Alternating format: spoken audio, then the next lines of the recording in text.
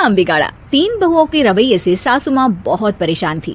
दरअसल बात ये थी कि तीनों बहुओं में किसी बात को लेकर अनबन हो गई थी। तब से ही तीनों एक दूसरे से मुंह फुलाए रहती थी। ना कोई सीधे मुंह किसी से बात करती, ना किसी का कहना मानती।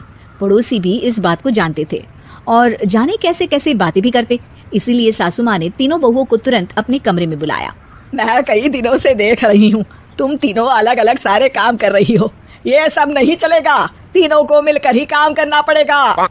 सास की बात सुनकर एकदम से बड़ी बहू बोल उठती है। नहीं मम्मी जी, मैं इन दोनों के साथ कुछ नहीं कर सकती। मैं इस घर की बड़ी बहू हूँ, फिर भी ये मेरा कहना बिल्कुल भी नहीं मानती। अरे जेठानी जी, जानबूझकर मुझे डबल काम करवाती है आप। और छोटी मुझसे टेढ़े मुंह ही बात करती है। इन दोनों के बीच हमेशा सैंडविच बन जाती है मेरी, और मैं हमेशा आलू की तरह बीच में मसली जाती हूँ।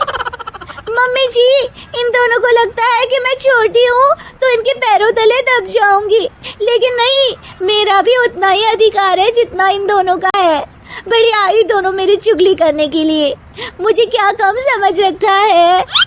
तीनों बहू एक दूसरे से बहस करने लगती है और सास दोबारा ये देखकर टेंशन में आ जाती है और सबसे कहती है, चुप हो जाओ, अब से तुम तीनों सारे काम एक साथ करोगी।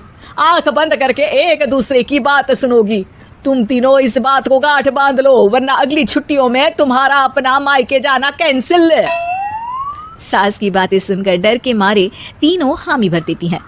जी मम्मी जी, मैं समझ गई। हाँ मम्मी जी, जैसा आप कहें। आप जो कहेंगी मैं वही करूंगी।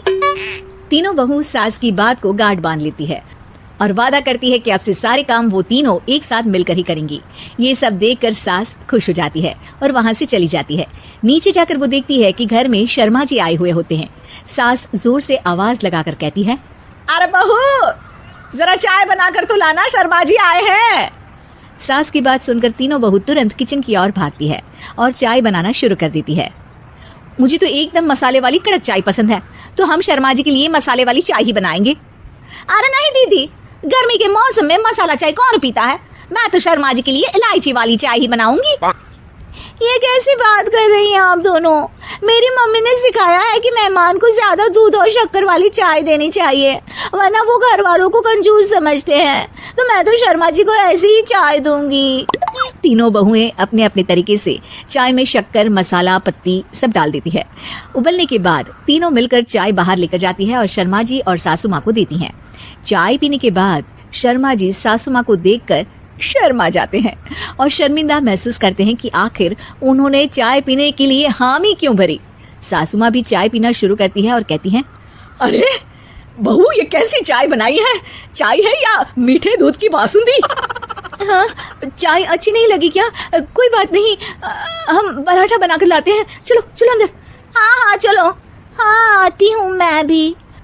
नहीं, मेरा पेट चाय ने ही चौपट कर दिया, वही काफी है। पराठे से पोपट नहीं करवाना, मैं तो चलता हूँ।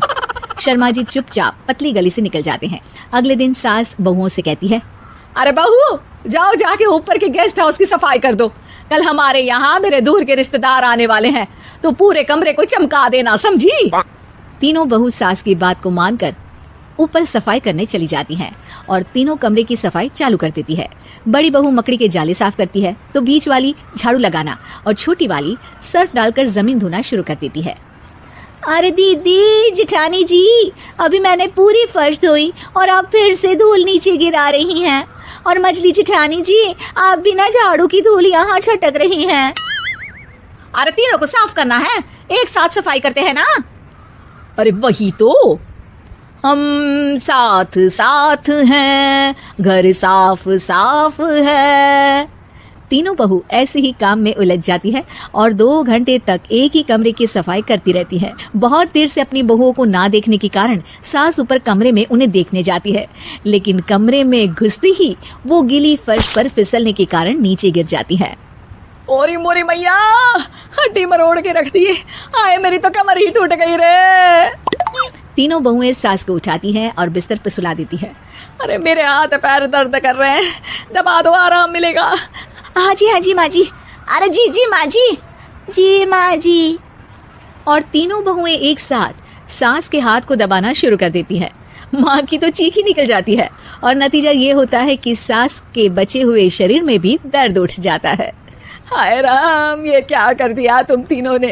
अरे मेरी तो किस्मत ही फूटी है कि तुम जैसी बहुएं मुझे मिली। हे भगवान, पूरे शरीर में दर्द बढ़ गया है। अब तो पता नहीं कि चल भी पाऊंगी या नहीं। माफ करो, मुझे गलती हो गई मुझसे कि तुम तीनों को एक साथ काम करने के लिए बोला। सोचा था तीनों मिलके अच्छे से काम करेगी, लेकिन बड़े बुजुर्ग सही कहते थे कि 3 तिगाड़ा काम बिगाड़ा। तुम लोगों ने ये बात ना आज साबित करके दिखा दी। तुम तीनों को तो समझाना यानी मानो भैंस के आगे बीन बजाना है। तुम्हें अकेले अकेले काम करना है ना, तो अब से तुम अकेले ही अपना अपना काम करो। तीनों बहुएं वहां से जाने लगती है। अरे कहाँ जा रही हो? आप ही ने तो कहा कि अपना अपना काम करो, तो मुझे मुल्तानी मिट्टी लगानी है। अरे मुझे भी तो नेल पॉलिश लगानी है। मुझे ना मेहंदी लगानी है। सास अपना सर पीट लेती है और कहती है, अरे मुझे भी लगाना है कुछ। क्या माँ जी? क्या माँ जी? क्या माँ जी? तुम्हारे घर वालों को फोन तुम्हारी हरकतें बताने के लिए।